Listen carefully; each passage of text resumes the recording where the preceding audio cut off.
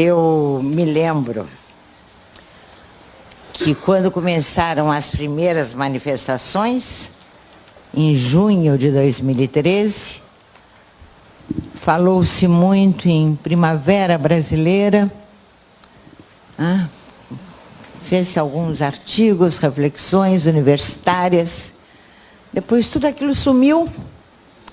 Eu não tenho certeza o que passou para a história e eu acho que, por enquanto, ainda é uma página em branco.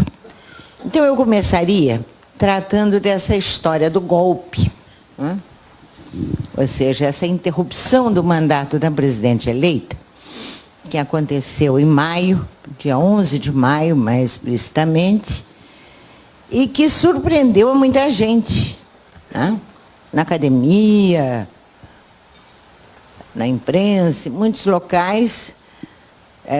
Eu vi os senadores da República, lá no Senado, onde eu vou de vez em quando, vi senadores da República falarem, um mês antes do início do golpe, falarem contra a presidente, reclamarem. Vi o PT fazer um programa de televisão, um mês antes também, Paz e Amor. Não falou nada, não alertou a população. Bom, a impressão que eu tive, e não sei se foi a de vocês, é que ninguém estava entendendo nada e que havia uma percepção quase universal de que não poderia haver golpe no Brasil, que nós estávamos em um momento de consolidação democrática. Ora, também logo que aconteceram os fatos, eu ouvi pessoas falar: o Congresso não vai aprovar, tenho certeza que a Câmara, isso não passa na Câmara. E depois, quando finalmente se deu o impeachment, as pessoas diziam, mas não vai durar. Quer dizer, Pedro foi generoso, disse que eu tenho mais de 40 anos, eu tenho, na verdade, mais de 50 anos em atividade política aqui no Rio de Janeiro. E eu me lembro que a mesma coisa se dizia em 64, assim que aconteceu, o 13 de março, as pessoas falavam: isso não vai durar, o Brasil não suporta ditaduras. Ora, então essa é a primeira página da história que eu quero trazer para vocês. O que acontece é o seguinte: nós tivemos, eu contei particularmente, mais de 30 golpes de Estado entre o início do Império, seu final, e de Getúlio até 92. Eu não contei, eu não incluí a República Velha, porque eu não estudei a República Velha. Já o Império eu estudei muito, que eu fiz uma tese sobre isso. Há 15 anos eu estou estudando a questão do Império e o Estado. Vê se tu acha meus aqui, por favor. Óculos. Não preciso muito, mas é bom estar à mão. Então, nós tivemos mais de 30 golpes. É impressionante. A nossa história é muito mal contada, porque, aliás, a própria independência já foi um golpe de filho contra pai. Por trás, os embaixadores estrangeiros, manejando as cordas, o britânico, particularmente, e os financistas de Londres. Depois, logo em seguida, vários outros se sucederam. Ora, agora, o que aparentemente é paradoxal é que os golpes se sucedem, mas a estrutura de poder permanece intacta. O que eu chamo de estrutura de poder, ou sistema de poder? Quer dizer, de acordo com o Celso Furtado, eu considero o sistema de poder formado pelos donos do dinheiro das terras, os proprietários de ativos tangíveis e intangíveis, e as grandes empresas, conglomerados nacionais e estrangeiros. Esses são o que têm o comando do sistema político. Então, os golpes mudam, na verdade, é o regime político. Isto é, a institucionalidade que acompanha a função de Estado. A gente escolhe entre presidencialismo, parlamentarismo, monarquia, república, voto censitário, voto universal, direto, indireto, agora vem a questão das listas, tem variedades muitas, né? Então, o que eles mudam nos golpes é o regime político. Ora, por que será que isso acontece? Quer dizer, tanta instabilidade, nossas constituições não duram. O que é a Constituição? A Constituição é um pacto nacional que define as grandes linhas de ordenamento social do Estado. Ela não dura e é pouco respeitada em geral, né? Isso significa, dizem alguns autores que eu considero melhores do ponto de vista de aprofundamento da questão, que isso resulta do desenvolvimento propriamente dita. Essa instabilidade, ela reflete traços básicos do subdesenvolvimento, e é Hélio Jaguaribe que diz isso, basicamente estagnação, desigualdade e desnacionalização. O Hélio colocou este traço, que eu acho importantíssimo, como uma característica básica do subdesenvolvimento. Ele diz, em função disso, nossas elites são disfuncionais, ou seja, elas não conseguem unificar a sociedade em torno de um único acordo, elas não conseguem organizar um sistema de trocas sociais no qual todos saiam ganhando, né? E essa disfuncionalidade das elites, ela está na base da alteração permanente ou da instabilidade do nosso regime político. É uma explicação que me parece a mais correta, com o tempo que eu tenho de observação. Nós vimos agora mesmo o que aconteceu. Né? Bom, agora, das formas eu já vi. Bom, no entanto, eu acho que é um ponto que nós ainda não estudamos bem. Né? Quer dizer, para muitos, o golpe parece briga de poder. 2 ou 3 grupos que se enfrentam e estão a fim de abocanhar o poder pelos enormes privilégios, vantagens materiais que oferece. E muitas teses se desenvolvem em torno desse tema. Quer dizer, eu vou um pouco mais adiante e eu digo que, analisando os grandes golpes de Estado, e eu diria que os maiores foram o de 22, da República, a Revolução de Vargas, a única realmente que alterou, de certa forma, as estruturas de poder. Depois, 64, 92, Collor foi um golpe que colocou Fernando Henrique no Ministério das Relações Exteriores. E para quem estuda história do Brasil, sabe que o Ministério das Relações Exteriores é particularmente estratégico. Dificilmente alguém foi indicado para aquele cargo sem ter aceitação dos centros de poder mundial, né? Então, ali já estava encaminhada alguma coisa, impeachment de Collor, assume Itamar, Fernando Henrique, Ministério das Relações Exteriores. De lá ele foi para a Fazenda, da Fazenda para a Presidência da República, com um projeto que não foi explicitado. Eu estava em Brasília, eu vi os debates, eu assisti a televisão, ninguém entendia, ninguém entendeu. É até bom de recuperar isso historicamente. O que é essa ORV, de onde vocês tiraram? Eles só falavam em securitização, os nomes assim muito estranhos. Há pouco tempo, Gustavo Franco, 2012, colocou num site ultradireita, Ludwig von Mises, ele colocou um depoimento ao jornalista Leandro Forte, se eu não me engano, dizendo que, na verdade, o que eles queriam era dolarizar o Brasil, a economia brasileira. Mas não tiveram peito para fazer isso. Então usaram o RV, que, na verdade, era o dólar do dia anterior. Eu fiquei estupefata, é a palavra, pela coragem dele dizer isto, por ninguém ter negado isto, e pensei, por que ele disse isso agora? Porque certamente esse projeto não morreu. Eles vão voltar com ele. Isso é muito importante. Porque a história serve não só para a gente entender o que passou, mas para tentar antecipar aquilo que pode vir. Ou seja, para estabelecer os cenários prospectivos.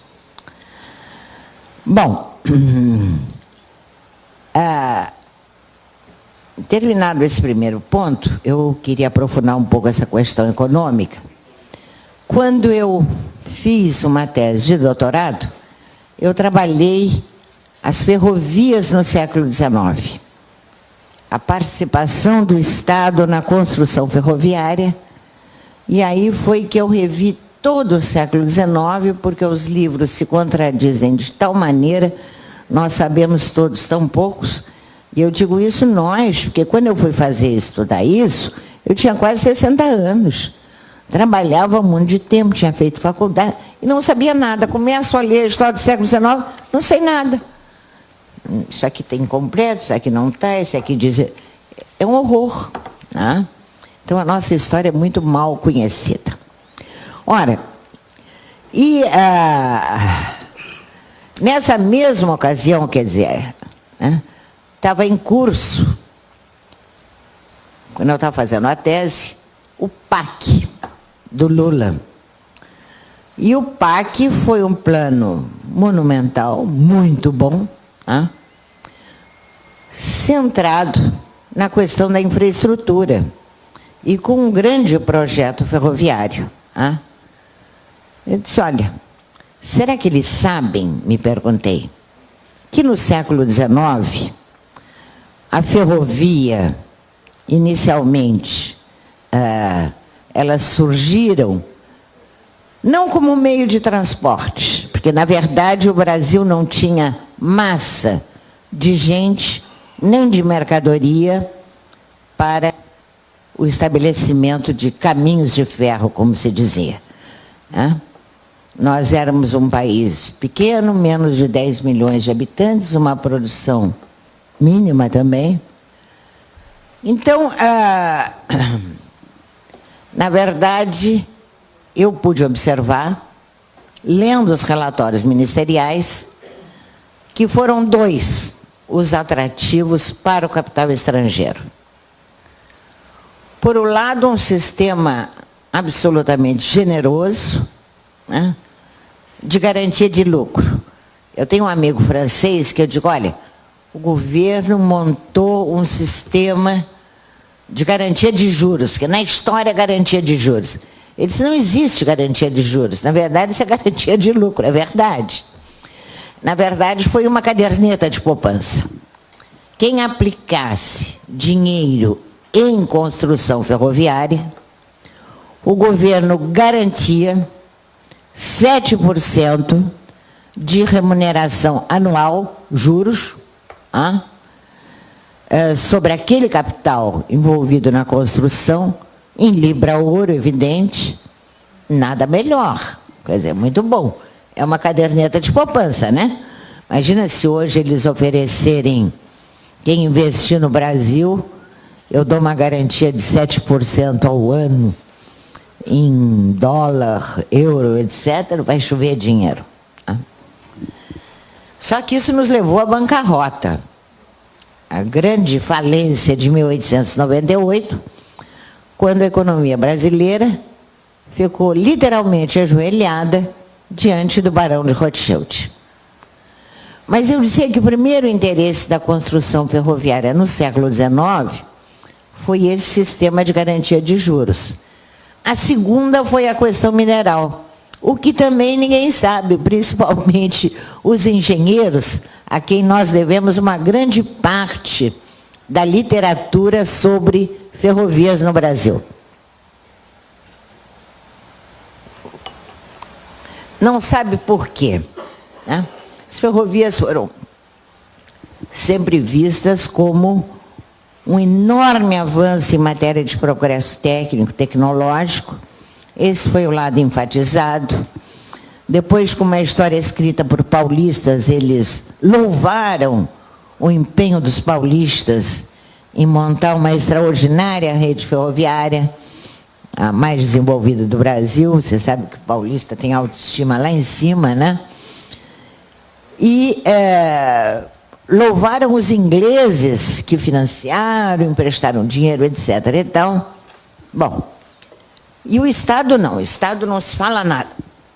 Aí quando eu fui ver, analisar realmente os números, o orçamento, os relatórios, sem o Estado a gente não teria ferrovias, dificilmente. Ah?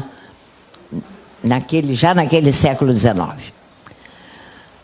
Outro fato também pouco conhecido é que a primeira ferrovia concedida pelo governo federal foi a Estrada de Ferro de Pernambuco, entre Recife e Água Preta. Não foi a de Mauá, que foi de alçada estadual, não foi a Central do Brasil, que só foi concedida 3 anos depois, porque os banqueiros ingleses não queriam financiar a Central do Brasil, que naquela época era Dom Pedro II. Foi a Estrada de Ferro de Pernambuco. E aí eu tenho uma mania de ler leis, mesmo sem ser advogada, eu sou economista.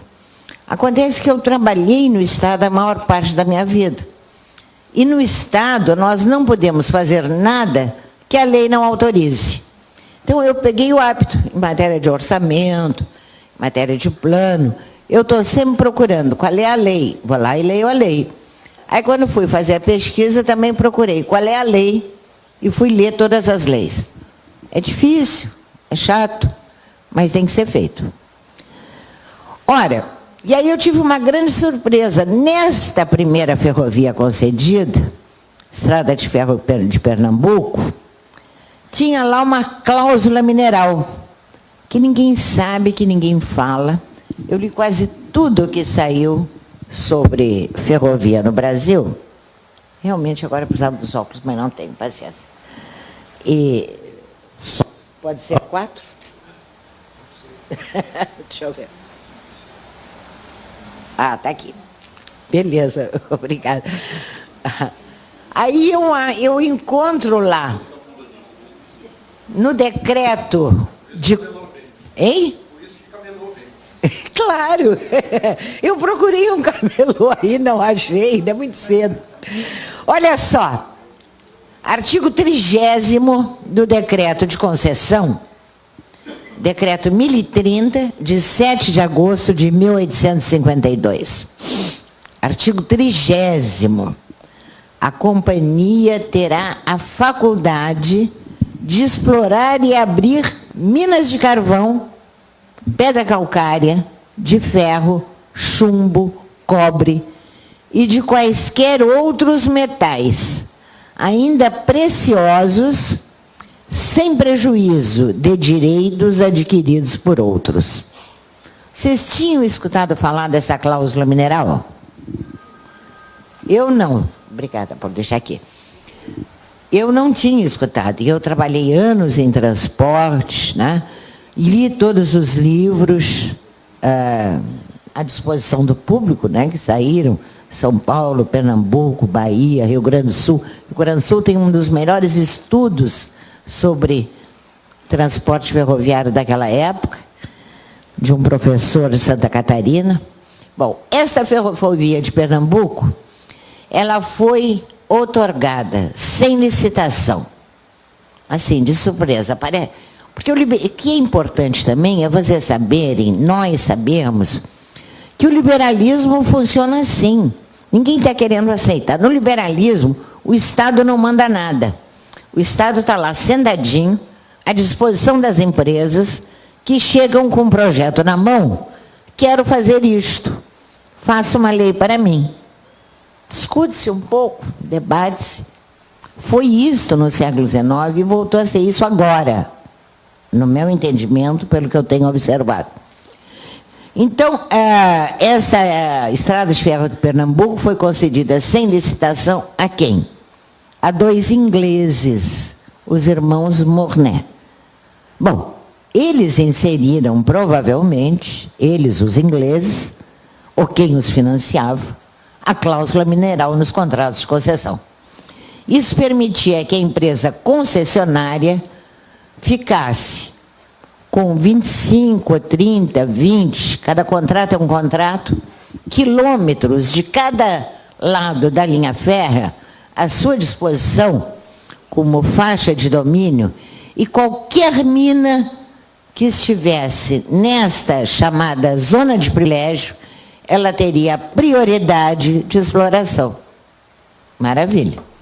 Então, esse foi o grande interesse. Aí eu passei a entender os tratados, os traçados tortuosos, né? Tem gente que olha, por que fizeram assim? Ué, eles conheciam o mapa das minas, né?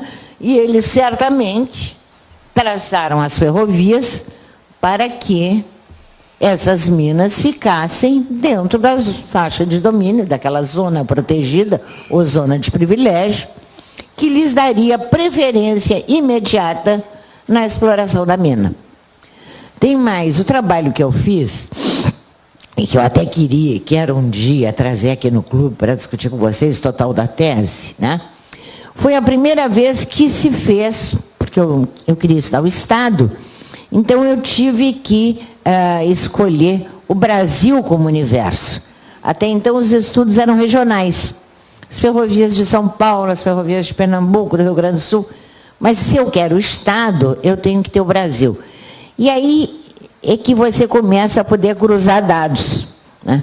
Quando eu vi o nome desses 2 ingleses, os irmãos Mornay, eu lembrei que lá no livro de São Paulo estava dito que na década anterior, 1840, esses irmãos Mornay estavam lá em São Paulo, interessados em uma ferrovia que ligava com as minas de ferro que serviam à metalúrgica, à fábrica de Ipanema. Olha, não é por acaso, mas no século XIX, 1840, você está lá, interessado na concessão de uma ferrovia para transporte de minério de ferro. Consegue. Depois não levaram adiante, eu acho que foi a questão de dinheiro. Aí, quando pinta Pernambuco, você está lá em Pernambuco, os mesmos. Isso não é um acaso. Quer dizer, na verdade, o trem, né, ele foi colocado lá na Europa pela primeira vez para transportar o carvão, né, das minas de ferro ali da Bélgica. Foram os Rothschild, quer dizer, a gente tem que estudar os outros países também, porque essa gente fica circulando pelo mundo procurando oportunidades. Então, de lá, eles vêm para cá. Ora, aí quando eu digo Lula novamente com o PAC, um programa ferroviário, que será que tem esse programa ferroviário? Será que existe alguma similitude com o que eu observei no século XIX? E comecei a pesquisar em torno de um programa, um projeto, que é FIOL, Ferrovia de Integração do Oeste para Leste, do Oeste brasileiro para o Leste, FIOL. Importantíssimo, né? Porque nós temos que nos ligar aos outros países da América Latina. Só que quando eu aprofundei, eu digo, na verdade ela está sendo construída para servir as minas de Caetité, minas de ferro da Bahia. Eu digo, é provável que o nome seja bonito, mas o projeto não se realize nunca. Ela vai até Caetité e não tem mais dinheiro. Serve o propósito da mina, de exploração do minério de ferro, para ali. Me admirou muito querendo fazer a integração com a América Latina. E aí, quem está explorando essas minas de ferro? A Bahia Mineração. Bamin. Aí vou estudar essa Bamin.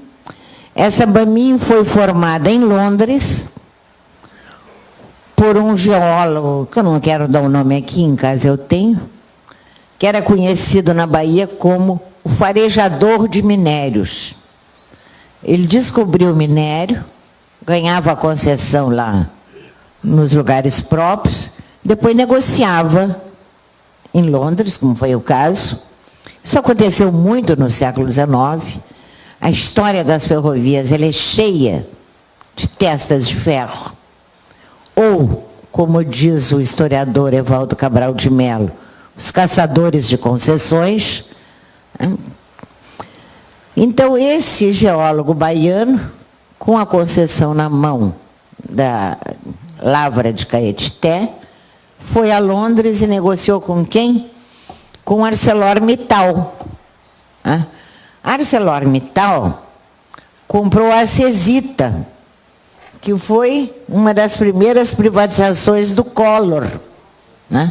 Antes, aquele pouquinho tempo que ele ficou no poder, ele logo cumpriu, provavelmente, uma dívida de campanha, cedendo a Cesita, que foi comprada por esse grupo ArcelorMittal, que você pesquisando um pouco mais, depois tem a Belgo-Mineira também, e ela é a sucessora, na posse das minas, do grupo do Percival Farquhar. Um cara poderosíssimo no século XIX, representante de um truste norte-americano e belga, que comprou quase todas as ferrovias brasileiras, provocou a Guerra do Contestado, botou as madeiras abaixo, expulsou as famílias, enfim. E que ainda se julgou, no século X, o rei no Rio de Janeiro. Quando eles voltaram agora, a Endesa fez um livro de homenagem a Farquhar, onde está escrito que o rei que havia sido Mauá foi depois Farquhar. Olha só. Bom, então vi essa ligação. Interessante, interessante. E agora eu procurei mais para fazer essa palestra. E aí eu localizei um ano crítico politicamente, que é... Você me avisa quando estiver perto de terminar, que eu não gosto de passar o tempo, tenho debate depois. Mas essa história é tão rica. Ali em 2013, o que estava acontecendo? Tá, eu vou terminar aqui, depois o resto. Vou deixar o exemplo do Mauá, vou tentar rápido. Senão tem que ler, me dá os óculos, para andar mais rápido.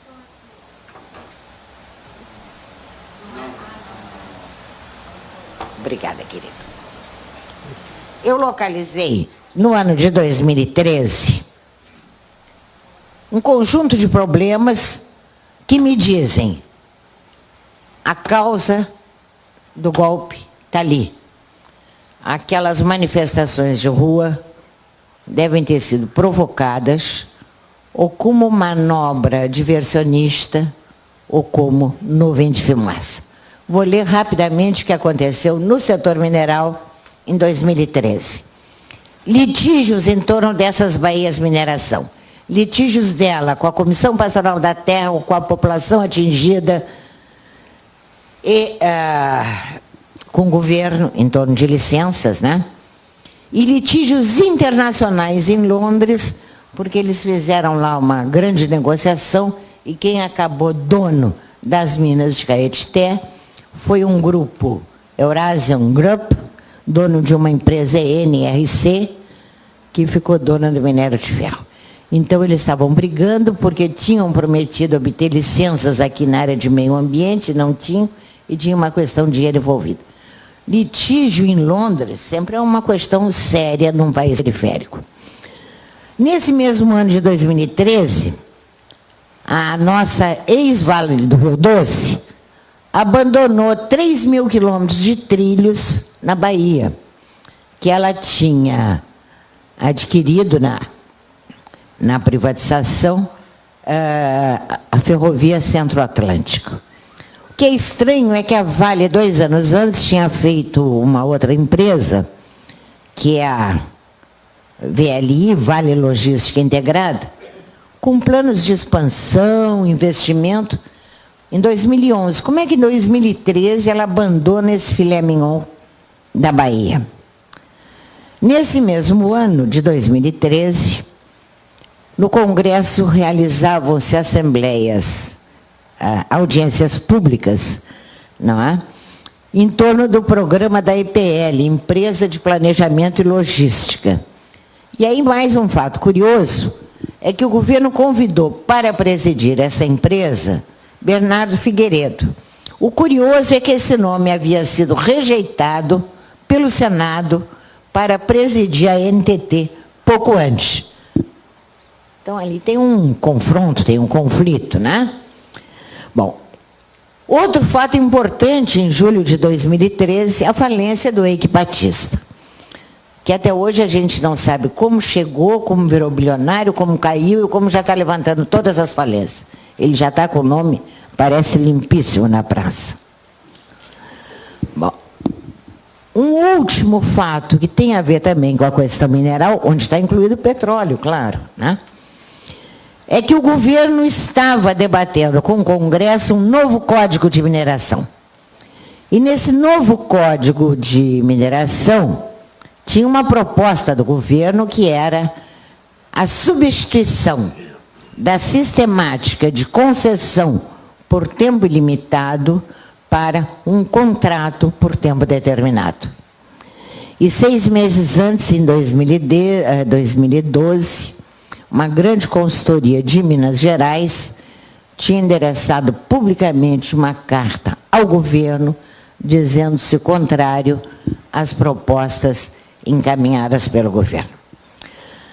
Bom, e aí eu me perguntei, voltaram todos ao Brasil, aqueles trustes do século XIX, que estão lá no livro do John Robson sobre a história do capitalismo, que dominaram a nossa, grande parte da nossa superfície, aqui, enquanto durou o Império e a República Velha, porque não é só o pessoal do Percival Farquhar, as minas de ferro, de ouro, de diamante, né? Há também a questão da Wilson & Sons, que é uma empresa que chegou aqui no início do século XIX, tinha um monopólio do transporte de carvão, da navegação, um filho dele virou conde Wilson, um filho dele era considerado na corte o rei do carvão, coisa que ninguém sabe também, eu vim a saber lendo aí alguns documentos, tinha um rei do carvão no Império, era o Wilson, o conde Wilson, né? Esse pessoal está de novo aí, dono do Rio Grande, do Porto Rio Grande, de Niterói, da Bahia, de Estaleiro, são os mesmos. Quer dizer, claro, o Império, né, e aqueles que fazem parte do poder imperial, eles não têm horizonte de tempo, eles são eternos, né? Bom, eu iria depois, mas eu completo na outra ocasião. Quer dizer, então isso diz para mim o quê? Que o que estava por trás dos eventos de 2014, 15, 16 era a questão mineral. E tem mais 3 para terminar, né? 3 questões, que é quando acontece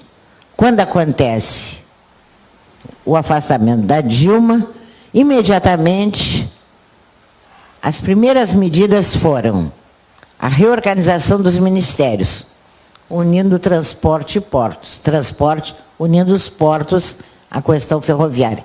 Agora, tinha litígio em torno do Porto de Açu também. Aí ficou uma pessoa só encarregada. O projeto de PPIs, que é um escândalo, porque programa de parcerias estratégicas, porque ele acaba com a autonomia de estados e municípios, ele cria um conselho que vai gerir tudo, presidido pelo presidente da República, ou seja, de uma centralização administrativa como jamais se viu na nossa história independente.